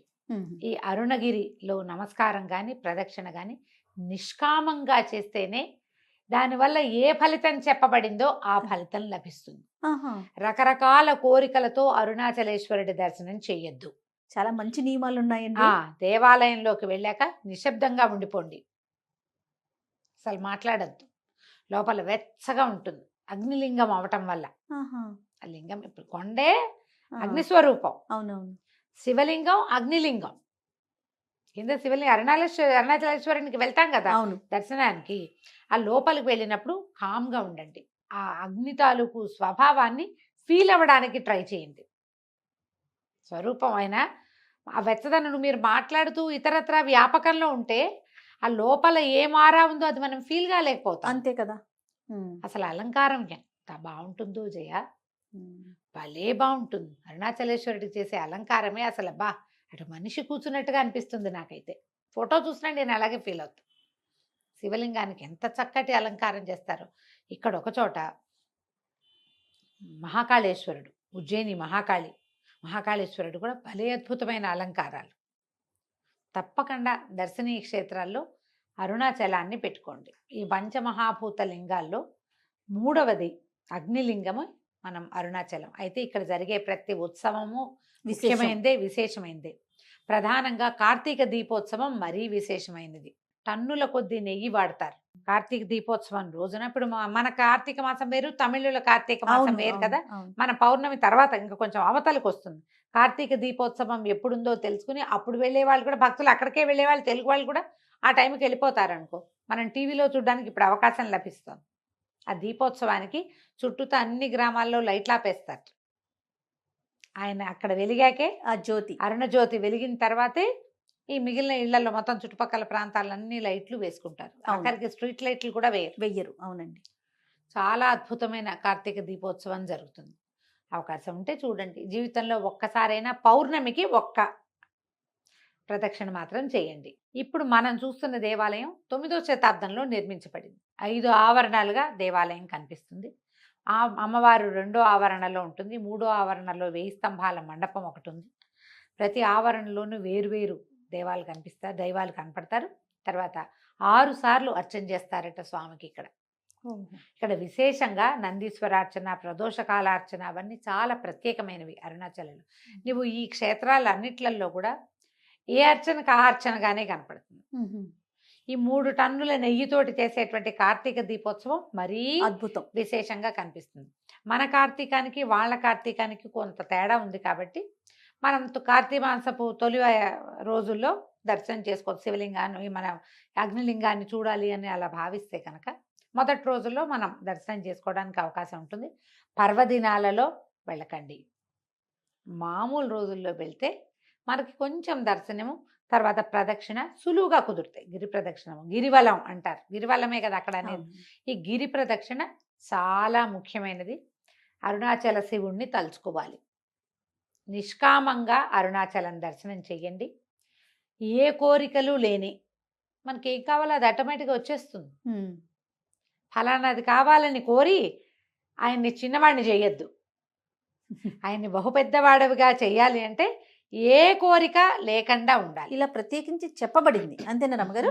నిష్కామంగానే గిరి ప్రదక్షిణం చేయండి, నిష్కామంగానే అరుణాచలేశ్వరుని దర్శనం చేయండి అని చెప్తారు. రైట్. మీ అవకాశాన్ని బట్టి దర్శనం చేసుకోండి. తప్పకుండా. నమస్తే. నమస్తే జీ. రమ్మగారు, మనము కార్తీక మాసం సందర్భంగా పంచారామాల గురించి చెప్పుకున్నాం. అట్లనే పంచభూతలింగాలు కూడా ఉన్నాయి మనకి కదండి. వాటి గురించి కూడా మనం చెప్పుకునే ప్రయత్నం చేద్దామండి. చేద్దాం జయ, బాగుంటాయి, అద్భుతమైనవి. అయితే ఈ పంచమహాభూత లింగాలన్నీ అన్నిట్లలో 4 లింగాలు తమిళనాడే ఉన్నాయి. అవును. ఒకే ఒక్కటి తెలుగునాట ఉన్నది. అది తెలుగు వారు చేసుకున్న అదృష్టం అనుకోవటం. అయితే ఈ పంచమహాభూత లింగాలు ఏమిటి? పంచమహాభూతాలు ఏమేమిటి? పృథివ్యప్తేజో వాయురాకాశాలు. పృథివి అంటే నేల, అప్పు అంటే నీరు, నేల నీరు. తేజ అంటే అగ్ని, వాయువు ఆకాశము, గాలి ఆకాశము. ఈ 5 వీటితోటే మనం నిర్మించబడ్డాం. శరీరం పంచభౌతికమైనది. ఇవే మన తాలూకు జీవితానికి సాక్ష్యాలు. ప్రపంచం వాటితోటే నిర్మించబడి ఉంటుంది. మానవ దేహం దాంతోటే నిర్మించబడి ఉంటుంది. ఈ వీట్లలో ఈ 5 మహాభూతాల తాలూకు ప్రత్యక్ష సాక్ష్యాలుగా ఉన్నటువంటి ఈ మహాభూత లింగాల్ని జీవితంలో ఒక్కసారైనా చూడాలని చెప్తారు. ఓకే. మనం చూడాల్సినవి ఎన్ని ఉన్నాయి చూడు భారతదేశంలో. అవునండి. ఇవన్నీ చూడాల్సిందే. మనం పంచారామాలు చెప్పాం, చూడాల్సిందే. జ్యోతిర్లింగాలు చెప్పాం, చూడాల్సిందే. చార్ధామ యాత్ర చేయవలసిందే, అంతేనా? తర్వాత 18 అష్టాదశ శక్తిపీఠాలు చూడాల్సిందే. ఇవన్నీ చూడాల్సినవే అంటే అని ఎందుకు మనని అటువైపుకు తీసుకెళ్తున్నారు మన వాళ్ళు? తోటలు కాశ్మీర్ చూడాల్సిందే, ఇంకేదో చూడాల్సిందే అని అనరు. చూస్తే చూడు, ఇవి చూడవలసిందే. అంటే మానవుడి ప్రయాణం, నువ్వు ఎక్కడికి వెళ్ళినా నువ్వు చేరవలసిన చివరి లాస్ట్ అబౌట్ ఏమిటి? దైవం. అంతే. స్వామి వైపు మనం నడవాలి. మనని ఎవరు పుట్టించారో, మనలో నిరంతరం వెలిగేటువంటి భగవదాత్మ ఏదైతే ఉందో, చిదాత్మ, దాని దగ్గరికి చేరటం. అంతే. దాని దగ్గరికి చేరాలంటే మీ ఇంట్లో కూర్చుంటే నువ్వు ఎట్లా వెళ్తావు? ఇంట్లో కూర్చుంటే వెళ్ళవు. అవి ఎక్కడున్నాయో అక్కడికి వెళ్ళాలి. ఆ వైపు అడుగులు వేయాలంటే, మన ఆధ్యాత్మిక ప్రగతి మనం సాధించాలంటే ప్రగతి పథంలోకి అడుగులు వేయాలి. ఆ అడుగులు వేయించేందుకే మన చుట్టుపక్కల ఎన్నో దేవాలయాలు, ప్రతి చోటకి వెళ్తాం. మనం అట్లా ఆరాలోకి ప్రవేశిస్తూ ఉంటే ఒక్కొక్క అణువు మనలో ఉన్నది మానవత్వం నుంచి దైవత్వం వైపుకి నడిపిస్తుంది, తీసుకెళ్తుందట్టు. తీసుకెళ్ళటం కోసమే ఇవి చెప్పబడ్డాయి. అయితే మన పంచారామాలు ఒకేసారి ఏర్పడ్డవి మనకు తెలుసు. కానీ ఈ పంచమహాభూత లింగాలు ఒకేసారి ఏర్పడ్డవి కాదు. రకరకాల సందర్భాలలో భగవంతుడు తన ఉనికిని చాటడానికి చేసిన ప్రయత్నాల్లో ఇవి ఏర్పడ్డాయి. ఈ ఒక్కొక్క చోట ఒక్కొక్క మహాభూతం, ఈ పంచభూతాల్లో ఒక్కొక్కటి అట్లా కనిపించడం వల్ల ఈ 5టిని ఒక అలైన్డ్గా మనం చెప్పుకుంటున్నాం. ఈ అలైన్మెంట్లో ఒక 3 దేవాలయాలు ఒకే అక్షాంశం మీద ఉండటం, భూమి తాలూకు గరిమినాభి ఎక్కడుందో అక్కడ చిదంబరం దేవాలయం ఉండటం వల్ల ఇవి ప్రత్యేకమైనవిగా భాషిస్తున్నాయి. అయితే ఇటీవల కాలంలో ప్రవచనకర్తల ప్రభావంతో ఇందులో ఉన్న ఒక మహాభూత లింగాన్ని, అగ్నిలింగాన్ని మనం బాగా దర్శనం చేసుకుంటున్నాం. ఎక్కువ వెళ్తున్నారు తెలుగు వాళ్ళు. మిగిలినవి కూడా చూసే ప్రయత్నం చేయాలి. అయితే ఇవి ఏమేమిటి? పృథివీ మొదటిది, మనం భూమి మీద ఉంటాం. అయితే ఆఖరి పుట్టిన భూతం పృథ్వీ భూతమేనని చెప్తారు. కానీ మనం ఈ లైన్లో వెళ్తాం కదా. ఈ పృథ్వీ భూతం ఏమిటి? ఇది ఏకాంబరేశ్వర లింగం. ఇది కాంచీపురంలో ఉంది. ఏకాంబరేశ్వరుడు అంటే మనం కాంచీపురంలో అయితే అమ్మవారు ఉన్నది కంచి. అవును, కాంచి కదా. అమ్మవారు కూడా శక్తిపీఠం కదా రమ్మగారు. శక్తిపీఠం. తర్వాత ఈ అయ్యవారు ఉన్నది శివకంచి. గోవిందరాజు పెరుమాళ్ళు ఉన్నది విష్ణు కంచిగా చెప్తారు. 3 కాంచీపురాలు ఉన్నాయి కంచిలో. మనం అమ్మవారి కామాక్షి అమ్మని దర్శనం చేశాక శివకంచి విష్ణు కంచి చూడమంటారు. శివకంచిగా పేరు పొందినటువంటి ఏకాంబరేశ్వర లింగము పృథ్వీలింగం. తర్వాత అప్పు రెండోది అంటే జలం. ఈ జలలింగం తిరుచిరాపల్లి దగ్గర ఉన్న శ్రీరంగానికి దగ్గరలో ఉన్నటువంటి జంబుకేశ్వరం. తేజస్వలింగం తేజోలింగం అగ్నిలింగంగా ప్రఖ్యాతి పొందిన అరుణగిరి. ఇది కూడా తమిళనాటే ఉంది. మద్రాసు నుంచి ఒక 180 కిలోమీటర్ల దూరంలో ఉంది. తర్వాత తేజో వాయులింగం మన ఆంధ్రప్రదేశ్లో శ్రీకాళహస్తి. కాళహస్తీశ్వరుడుగా అక్కడ జ్ఞానప్రసూనాంబాదేవితో కలిసి స్వామివారు దర్శనమిస్తాడు. చివరిది ఆకాశలింగం. మనం చూడు ఇదంతా ప్రయాణం చేసే చివరికి మన ప్రయాణం ఎక్కడికి? అది శూన్యంలోకి. ఎక్కడికి వెళ్తున్నామో తెలీదు. అక్కడ ఏమీ లేదు. ఆ ఏమీ లేని ఆకాశలింగమే చిదంబరంలో తమిళనాటే ఉంది. ఈ 5 శివలింగాల్ని సంవత్సరానికి ఒకటి పెట్టుకుని చూసినా మంచిది. అరుణాచలానికి ఏంటంటే చాలా ప్రఖ్యాతి పొందటంతో మన వాళ్ళు విరివిగా వెళ్ళి ప్రతి నెలా ప్రదక్షిణ చేసే వాళ్ళుగా ఉన్న వాళ్ళే కనిపిస్తున్నారు. అరుణాచలం స్మరణ మాత్రంతో ముక్తిస్తుందట. తలుచుకుంటే చాలు, తలుచుకుంటే ముక్తి ఇచ్చేస్తుంది. సజీవ విముక్తి క్షేత్రం అది. మరి జనాలు బాగా విపరీతంగా వెళ్తున్నారు. ఈ 5 క్షేత్రాలు ఒకసారి దర్శనం చేసుకోవాలి. సాధారణంగా తిరుపతి వెళ్తే అందరూ కాళహస్తి వెళ్ళిపోతూ ఉంటారు, చాలా మంది వెళ్తారు. సరే, ఒక్కొక్క క్షేత్రం గురించి చెప్తాం. మొట్టమొదటిది పృథ్వీలింగమైన ఏకాంబరేశ్వర లింగం గురించి చెప్పుకుందాం. మనం శివకంచిగా చెప్పుకునే ఏకాంబరేశ్వర లింగం సైకత లింగం. ఏకాంబరేశ్వరుడు అంటే ఏక ఆమ్రం లాగా మనకు వినపడుతుంది, ఒక మామిడి చెట్టు అని. ఏకాంబరేశ్వరుడు ఆయన ఎల్లలు లేనివాడు, ఆకాశమే ఒక్కటే దిక్కు, అలా ఉన్నవాడు. ఏకాంబరం అని పేర్లు పెట్టుకుంటారు అక్కడ. తమిళనాడు అంతా ఏకాంబరం కనపడుతుంది. అయితే ఈ ఏకాంబరేశ్వర లింగం ఉన్నటువంటి శివకంచిలో 4 పెద్ద పెద్ద గోపురాలు ఉన్నాయి. బ్రహ్మాండమైన గోపురాలు. ప్రధాన గోపురమే 193 అడుగులు ఉంటుంది. తర్వాతవన్నీ 180, మిగిలిన 3 180 అడుగులు ఉన్నాయి. ఇది ఎంత పెద్ద దేవాలయమో జయ. నడిచి నడిచి నడిచి ఎంత నడిచినా తిరగదు. ఈ చోళుల కాలంలో నిర్మించబడింది ఇది. దాంతో విశాలమైంది, పెద్దది, ప్రాంగణం మహా పెద్దది. ఏకాంబరేశ్వర లింగం పరమాద్భుతంగా, విశేషంగా, ఎక్కడా లేనంత కొత్తగా, ఎన్నిసార్లు చూసినా చూడాలనిపించేలాగా ఉంటుంది. అయితే దీనికి పురాణ గాథ ఏం చెప్తారంటే, పార్వతీదేవి తపస్సు చేసినప్పుడు ఆమె ఒక సంవాదంలో ఆమె తపస్సుకి కూర్చుంది. వాళ్ళిద్దరు ఏదో వాదించుకున్నారు. ఈ తపస్సుకి కూర్చున్నప్పుడు ఆవిడ ఈ ప్రాంతంలో తపస్సు చేసింది. ఆవిడ ఏం చేసేదట, రోజు సైకతంతో ఇసుకతోటి శివలింగం చేసి ఇసుక శివలింగాన్ని పూజించేది.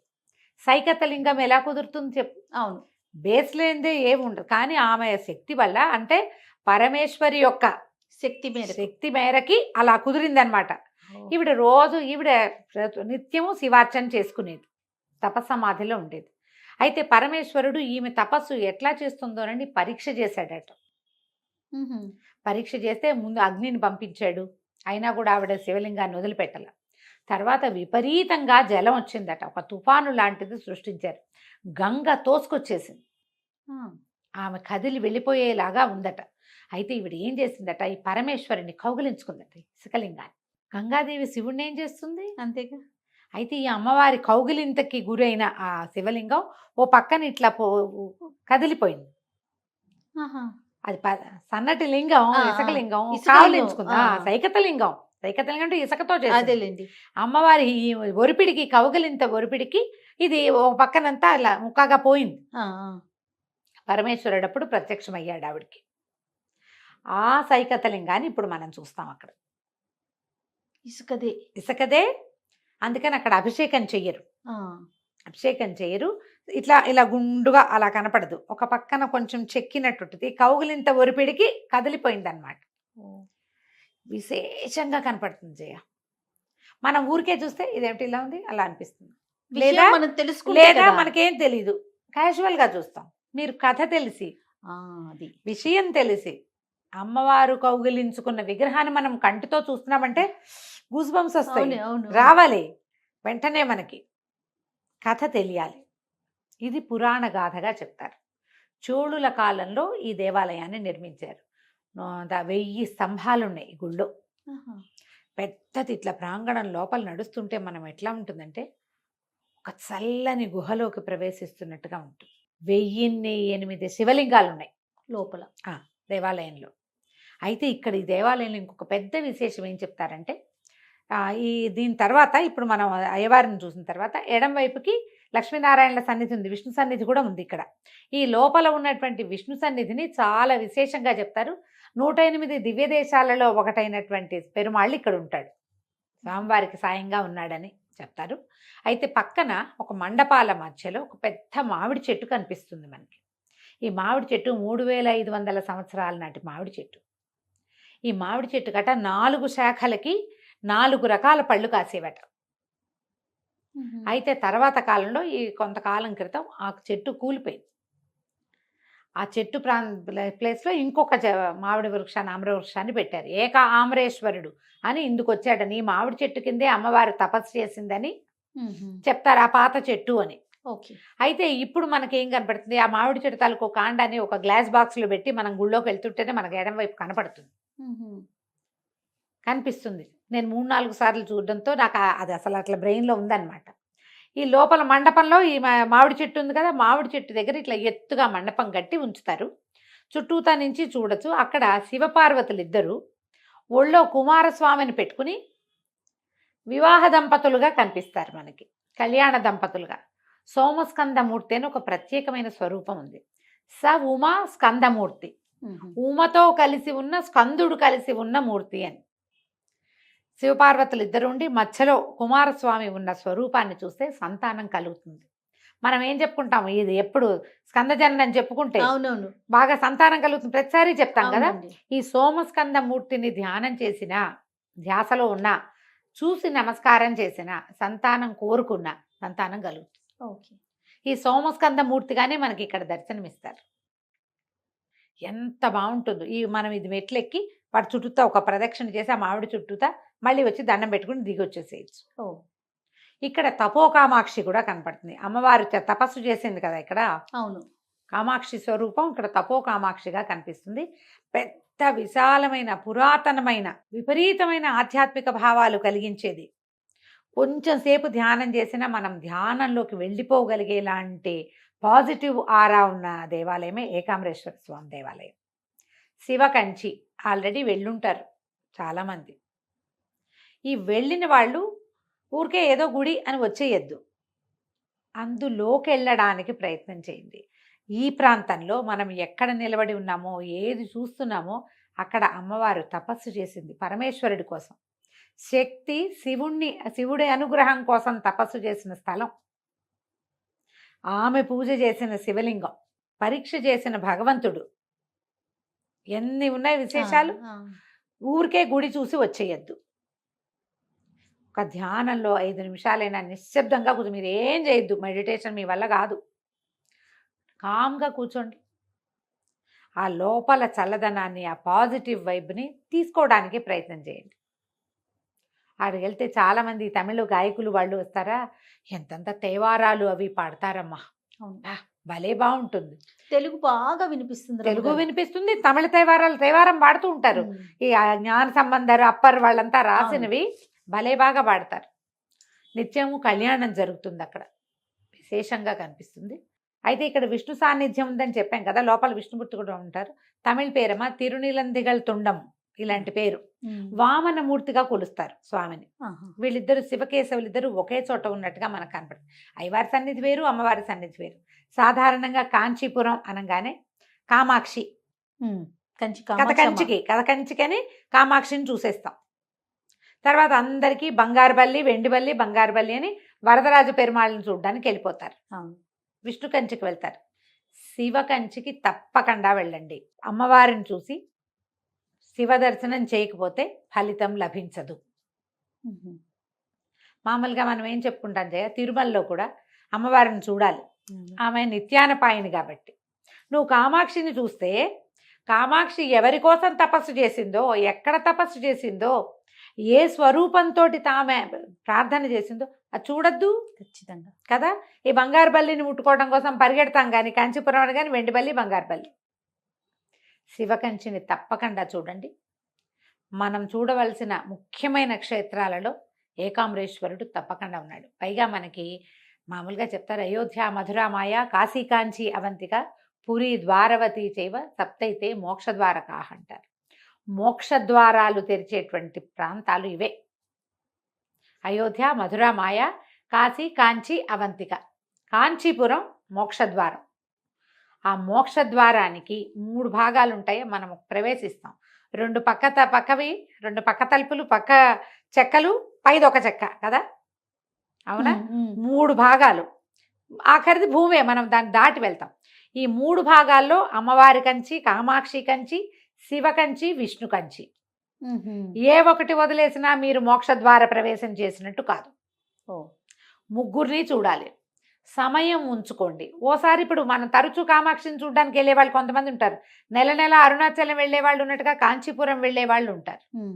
వెళ్తే వెళ్ళండి అమ్మవారి మీద ఆసక్తితోటి. కానీ ఒకసారైనా ఒకే రోజున ముగ్గురిని చూడండి. మనం పొద్దున మొదలు పెడితే మధ్యాహ్నానికి 3 అయిపోతాయి. అవును, చాలా సింపుల్గా ఒక్కసారైనా ఈ ప్రయత్నం చేయండి. మీరు కాంచీపురం వెళ్తే షాపింగ్ చేద్దాం అనుకోకండి, ముందు ఇవి చూసి అప్పుడు షాపింగ్కి వెళ్ళండి. తప్పకుండా రమ్మగారు. ఇప్పుడు మనం కథ కంచికి మనం ఇంటికి అనాలి. రైట్. నమస్తే. నమస్తే. పంచభూతలింగాల్లో మనం ఆఖరి లింగం చిదంబరం అండి. ఆకాశలింగం, ఆకాశలింగం, చిదంబర రహస్యం అంటారు. ఏమిటో చిదంబర రహస్యం.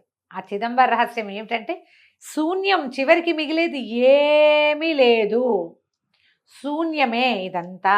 అదే చిదంబరం. నువ్వు ఎంత వెంపర్లాడతావు, గోల పెట్టేస్తావు, ఏమిటేమిటో చేస్తావు, ఎక్కడెక్కడో కన్నాలేస్తావు, ఎవరి జీవితాలో పాడు చేసేస్తావు నీ జీవితం కోసం. చివరికి మిగిలేది ఏమిటి? శూన్యం, ఖాళీ. ఆకాశం శూన్యం జయ, ఆ పైన ఏం లేదు. ఆ లేనితనాన్ని చూపించేదే చిదంబర రహస్యం. చాలా అద్భుతమైన గాథ ఉంటుంది జయ చిదంబరానికి. ఎన్నిసార్లు చదివినా, ఎన్నిసార్లు చెప్పినా ప్రతిసారి ఒక అద్భుతమైన భావం కలుగుతుంది.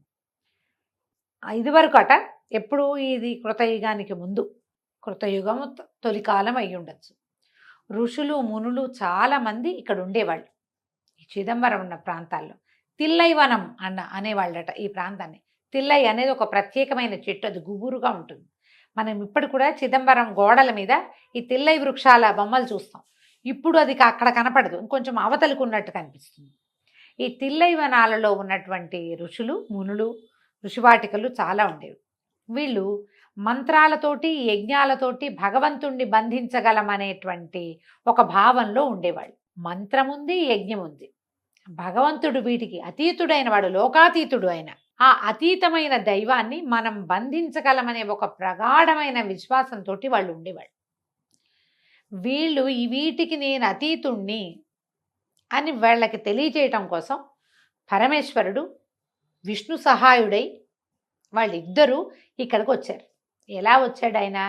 బిచ్చాధనాథర్ అంటారు, బిచ్చగాడిగా వచ్చాడు పరమేశ్వరుడు ఇక్కడికి. ఆయనతో మహాద్భుత సౌందర్యవతి స్వరూపంలో, మోహిని స్వరూపంలో ఉన్న విష్ణువు కూడా ఆయనతో పాటు వచ్చాడు. ఒక బిచ్చగాడి భార్యగా చెప్పారు, ఒక స్త్రీ. ఎంత వ్యామోహపరిచే సౌందర్యమో ఆ బిచ్చగాడిది. పిచ్చాండవన్ ఇలాంటి పేర్లే రాస్తారు. ఈ భిక్షగాడుగా వచ్చినటువంటి అతని వెనకాలన్న మహాద్భుత సౌందర్యవతి, మోహపరిచే సౌందర్యం ఉన్నటువంటి వీరు చూసి ఋషిపత్నులు మోహంలో పడిపోయారట. అంటే ఒక దిగ్భ్రమకి చెందారు. ఏదో మోహం కాదు, లోబడిపోవటం అనగానే మనం ఏమనుకున్నాం, మనుషులు లోబడిపడటం అంటే లొంగిపోవటం అనే అనిపిస్తుంది. మగవాడికి లొంగిపోవటం స్త్రీలు, ఇది కాదు. మహాద్భుత దైవిక శక్తి అందులో ఉన్న దైవత్వానికి ఆకర్షితులైపోయారు. వాళ్ళు ఎటు వెళ్తే అటు వెళ్ళిపోయారట. వాళ్ళకేంటి, వ్యామోహపరచటమే వాళ్ళ ఉద్దేశం ఏదైనా వాళ్ళు వ్యామోహపరిచేందుకే ఉన్నవాళ్ళు. ఎప్పుడైతే ఈ స్త్రీలు వీళ్ళ వెనకాల పడిపోతున్నారో ఈ ఋషులకి ఈ మునులకి అందరికీ కోపం వచ్చిందట అక్కడ బ్రాహ్మణ సమాజానికి. ఈ అతన్ని అదిలించి ఏం చేసినా సరే సమాధానం చెప్పేస్తున్నాడు వెళ్ళటల్లా అవతలకి. వీళ్ళేమో ఆయన కేసి కళ్ళు అంటించేశారు, ఏ క్రియలు చేయటల్లా. ప్రార్థించండి అంటే అతన్నే, పూజించండి అంటే అతన్నే, చూడండి అంటే అతన్నే. ఏం చేసినా క్రియ మాంట వేరే క్రియలోకి వాళ్ళు రావటల్లా. అందుకని వీళ్ళు ఏం చేశారట, మంత్రాలతోటి సర్పాలని సృష్టించి వదిలిపెట్టారు ఆ బిచ్చాండవన్ మీదకి. ఆయన వాటన్నిటినీ తీసుకుని ఒకదాన్ని మెళ్ళో వేసుకున్నాడు, ఒకదాన్ని తల మీద పెట్టుకున్నాడు, కొన్నిటేమో చేతులకి, కొన్ని పాదాలకి అలంకరించేసుకున్నాడు. ఏమిటి, పావులు చూస్తే భయపట్టాల. మంత్రాలతోటి ఒక పులిని పంపించారు. ఆ పులి మీదకి దూకితే ఆయన దాన్ని ఇట్లా పట్టుకుని ఇట్లా చీల్చి ఆ చర్మాన్ని నడువు కట్టేసుకున్నట్టు. ఇంత క్రియ జరుగుతుంటే ఈ స్త్రీలు భయపడాలి, కానీ ఆ దిగ్భ్రమలోంచి బయటికి రాలా వాళ్ళు. ఏం భయలేదే లేదు, చూస్తున్నారు అంతే. ఇంకా ఆయనకు లోబడిపోయి ఉన్నారు.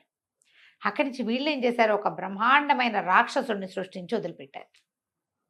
ఈయన వాడి జుట్టు పట్టి ఇట్లా కింద వేసి ఆయన అతని మీద పాదం మోపి వీపు మీద ఇట్లా నిలబడ్డాడు. పైకి నిలబడి ఒక నవ్వుతోటి తాండవం చేయటం మొదలుపెట్టాడు. ఎప్పుడైతే ఈ రాక్షసుడి మీద కాలు పడి ఆయన కాలు ఇట్లా లేచింది, బొటన వేలు ఆనిందట, పైకి లేచాడు. ఎంత మనిషో, పైకి లేచి ఈయన చేతులు అవి కదిలి జుట్టు కదిలేసరికి పరమేశ్వర సాక్షాత్కారం కలిగింది వాళ్ళకి. ఆయన ఏం చేస్తాడు, ఆనంద తాండవం చేస్తాడు. ఆయన తాండవమే ప్రపంచం, ఆయన కదలికే ప్రపంచం. ఎట్లా కదులుతుంది, ఎలా నడుస్తాం మనం, దీని మీద చెట్లో పువ్వులో ఇంకోటి ఎట్లా పుష్పిస్తాయి, భగవంతుడి కదలిక అది. అది వీళ్ళకి తెలిసింది. ఎప్పుడైతే ఈ పరమేశ్వరుడి స్వరూపం కనపడిందో, వీళ్ళు అంతకుముందు ఎలాంటి వాడిని చూస్తున్నారు, బూడిద పూసుకుని ఏదో సౌందర్యవంతుడుగా ఉన్నాడు. ఈ పాములు, ఈ పులి చర్మం, ఈ బిచ్చగాడిలాగా కనపడేటువంటి ఒక స్వరూపంలోంచి మహాద్భుతమైన పరమేశ్వర సాక్షాత్కారం జరిగింది. ఆ వెనకాల నిలబడి మహాద్భుత సౌందర్యవతిగా కనపడుతున్నటువంటి ఆ మోహిని స్వరూపం ఆయన లోపలికి వెళ్ళిపోయింది.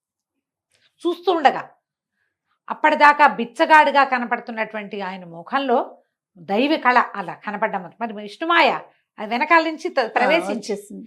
ఎప్పుడైతే ఇది కనపడిందో వెంటనే ఋషులు మునులు తెలుసుకున్నారు. అప్పుడు వెలిసిన స్వరూపమే చిదంబరంలో ఉన్న నటరాజ స్వరూపం. ఆయన చేసే తాండవమే ఈ ప్రపంచపు కదలిక, జీవం. ఈ లేచినటువంటి ఈయన చేతుల్లోకి అగ్ని ఇలాంటివన్నీ ప్రత్యక్షం. వాటన్నిటితోటే కదా ప్రపంచం ఎట్లా నడుస్తుంది, పంచభూతాలతోటి. ఆ స్వరూపం ఇక్కడ మనకి కనపడుతుంది. సాధారణంగా సాంప్రదాయిక స్వరూపం ఏమిటి మనకు తెలిసేది, శివలింగమే. శివుడు ఒక మానవ స్వరూపంలాగా కనపడతాడు. ఇక్కడ నటరాజ స్వరూపం మనం ఎక్కడా చూడం అట్లా. పైగా ఇది ఎట్లాంటిది, ఈ స్వరూపం ఎలా కనపడుతుంది, ఏదో నిలబడి ఉన్నదో పడుకునున్నదో కూర్చునున్నదో కాదు, తాండవ స్వరూపం, నాట్యభంగిమలాగా కనపడుతుంది. ఇక్కడే భరతముని ఈయన్ని ప్రార్థించి భరతనాట్యాన్ని రూపొందించాడు. భరతముని రాశాడు, ఆ పుస్తకం రాసుకున్నాడు. నాట్యం ఇక్కడి నుంచే పుట్టింది. భగవంతుడి యొక్క హేళా లీలా విశేషాలే ప్రపంచం యొక్క కదలికలు పోకడలు. ఇక్కడ మనం ఆ స్వరూపాన్ని చూస్తాం. పెద్ద దేవాలయం, దాదాపుగా ఒక 250 ఎకరాల స్థలం ఉంది. అది అన్నీ ఆక్యుపై అయిపోయి ఉంటాయి. ఇప్పుడు పురాతన కాలంలో అంత ఉండేదట. అయితే వరదరాజ పెరుమాళ్గా మోహిని స్వరూపంలో ఉన్న విష్ణువు ఇక్కడ వెలిసి ఉన్నాడు. నటరాజ స్వరూపం చూస్తాం. అక్కడి నుంచి ఒక స్ఫటిక లింగాకృతిలో స్వామివారు మనకి దర్శనమిస్తాడు.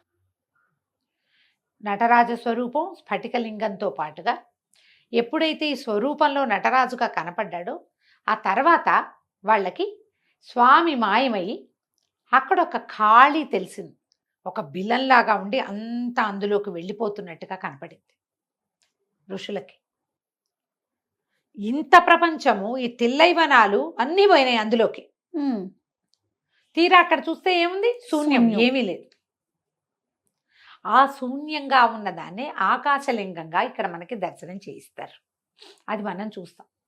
ఇక్కడ స్వామి ఈ స్వరూపంలో వెలిశాడు. అతిపెద్ద దేవాలయం. ఎన్ని ప్రాకారాలో, ఎన్ని గోపురాలో, ఎంతంత ఎత్తో, ఏమి కట్టుబడో, నడిచి నడిచి నడిచి నడిచి కాళ్ళు పడిపోవాల్సిందే. ఎంత అద్భుతమైన సేవాకాలాలు, అమ్మవారు ఎంత సౌందర్యవంతంగా కనపడుతుందో, వరదరాజ పెరుమాళ్ళు ఎంత అద్భుతమైన దర్శనం ఇస్తాడో. జీవితంలో ఒక్కసారైనా చిదంబరం చూసి తీరాలి. మనకి అప్పరు, జ్ఞాన సంబంధర్, మాణిక్య వాచకర్ ఇలాంటి పేర్లున్న సుందరమూర్తి నాయనార్లు, ఈ నాయనార్లందరూ కూడా నందనారు, ఆ నందనారు వీళ్ళందరూ కూడా ఈ చిదంబర స్వామి సేవలో పునీతులయ్యారు. ఒకసారి 6 సేవలు చేస్తారు రోజుకి. ఒక్కొక్క స్వామికి ఒక్కొక్క పేరుంది. తిరుమేని, సకల తిరుమేని, నిష్కళంక సకల తిరుమేని ఇలాంటి పేర్లతోటి పిలుస్తారు. మనకి స్ఫటికలింగం చక్కగా కనపడుతుంది. స్ఫటికలింగం కనిపిస్తుంది. నటరాజ స్వరూపంలో ఏదో చిన్న ఇరిటేషన్ వస్తుంది. నటరాజ స్వరూపంలో ఉన్న స్వామిని కూడా మనం దర్శనం చేస్తాం. అయితే ఇప్పుడు ఆకాశలింగం చూడాలి. తీసుకెళ్తారు అక్కడికి. ఒక కర్టెన్ అడ్డు ఉంటుంది. తెర తొలగిస్తే బంగారు బిల్వపత్రాలు వేళ్లాడుతూ కనపడతాయి మనకి. వాటి వెనకాల ఒక ఖాళీ ప్రదేశం కనిపిస్తుంది. ఖాళీయేగా అనిపిస్తుంది, ఖాళీ కాదు. మనం శివలింగాన్ని పూజిస్తాం. తర్వాత నటరాజ స్వరూపంలో స్వామి కనపడతాడు. అంటే సగుణ బ్రహ్మ భగవంతుడు మనం పూజ అందుకోవడానికి వీలుగా మనకొక స్వరూపాన్ని చూపిస్తాడు. నువ్వు రోజు రూపానికి పూజ చేస్తావు, రూపానికి అభిషేకం చేస్తావు, రూప ధ్యానమే చేస్తావు. అక్కడి నుంచి ఆ రూపంలోంచి రూపం లేకపోయినా పూజ చేయగలిగే దారిలోకి మనం వెళ్ళాలి. నటరాజును చూస్తాం, పెద్ద మనలాగానే స్వరూపం, కాళ్ళు, చేతులు, కళ్ళు, పెదిమలు అన్నీ ఉన్నట్టుగా కనపడుతున్న స్వరూపానికి పూజ చేస్తాం. తర్వాత ఆయన తాలూకు రూపమే ఒక్క చిన్న స్వరూపంగా కనపడే లింగ పూజ చేస్తాం.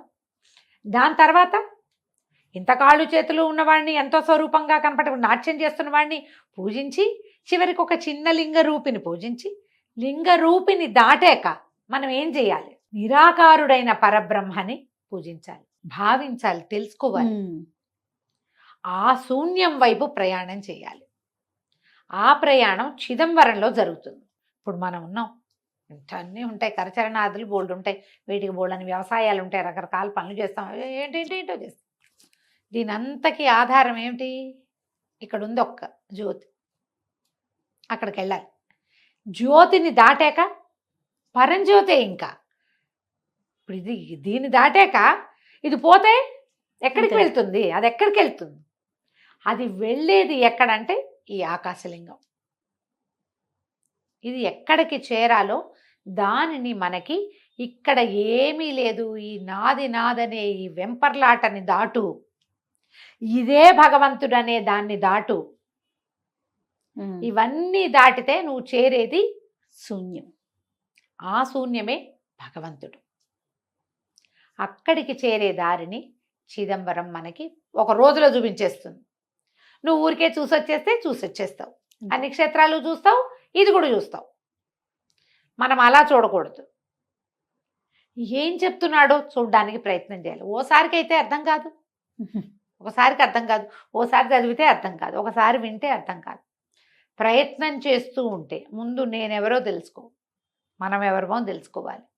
అక్కడి నుంచి ఈ నేను ఏ నేను నుంచి వచ్చింది, అసలు నేనన్నదే లేదని, ఉన్నదంతా ఒకే పరబ్రహ్మమని, అక్కడి నుంచే ఈ నేననే పదార్థం పుట్టిందని, నేను పోయాక ఇది వెళ్ళేది అక్కడికేనని మనకి తెలుస్తుంది. ఆ తెలుసుకోవడం కోసమే చిదంబరాన్ని చూడండి.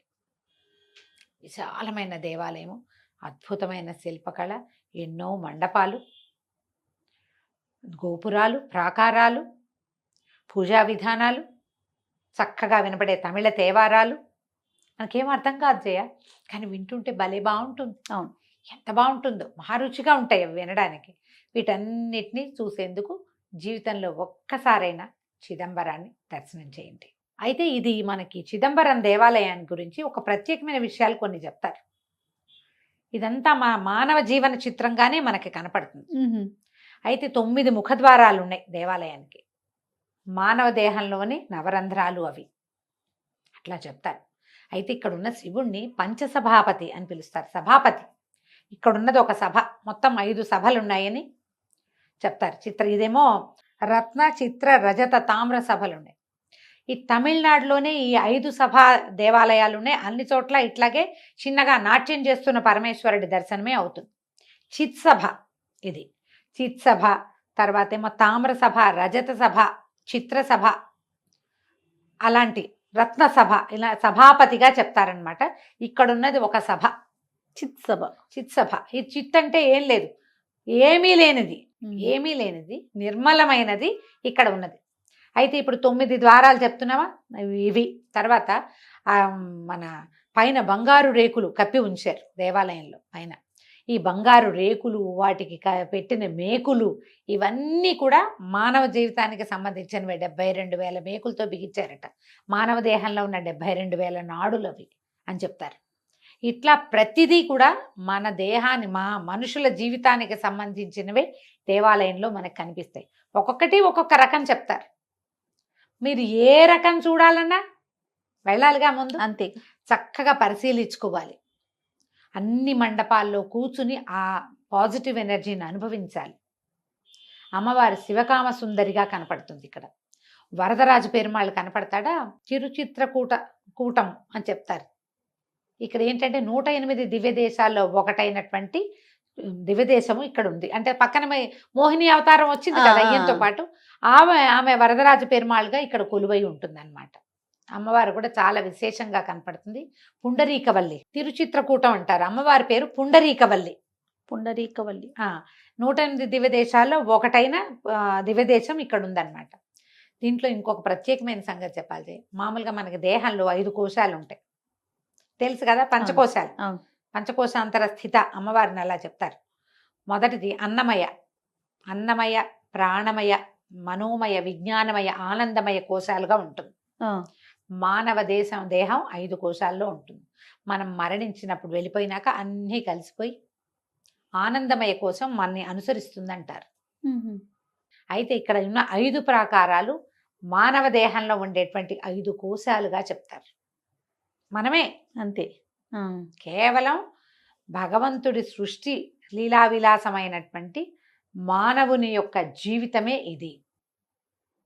ప్రతివాడు ఇలాగే ఎవరికైనా ఉంటుంది.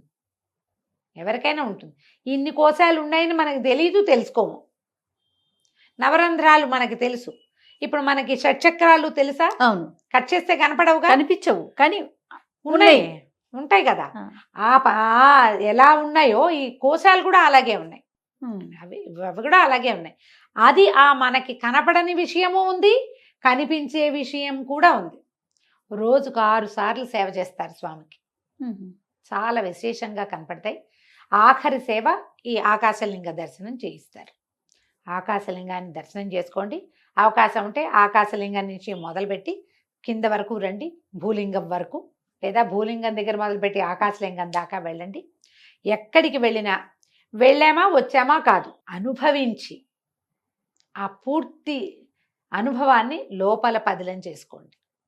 వెళ్ళొచ్చాక మన మామూలు జీవితం, మామూలు వ్యవహారం కాదు. వెళ్ళొచ్చిన దాని ఫలితం మన మీద కనపడాలంటే మనకి వస్తువో, బంగారమో, ప్రమోషనో కాదు, ఆత్మజ్ఞానం పెరగాలి.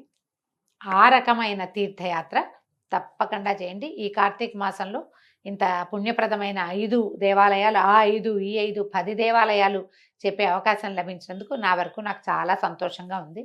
వాటి కోసం మళ్ళీ చదివాను, మళ్ళీ చెప్పాను. సో మీరు కూడా వినండి, చూసి రండి. తప్పకుండా రమ్మగారు. ప్రత్యక్షంగా వింటున్నాను కదా నేను. నాకు కూడా అవకాశం దొరికినందుకు చాలా సంతోషం. నమస్తే. నమస్తే జయ.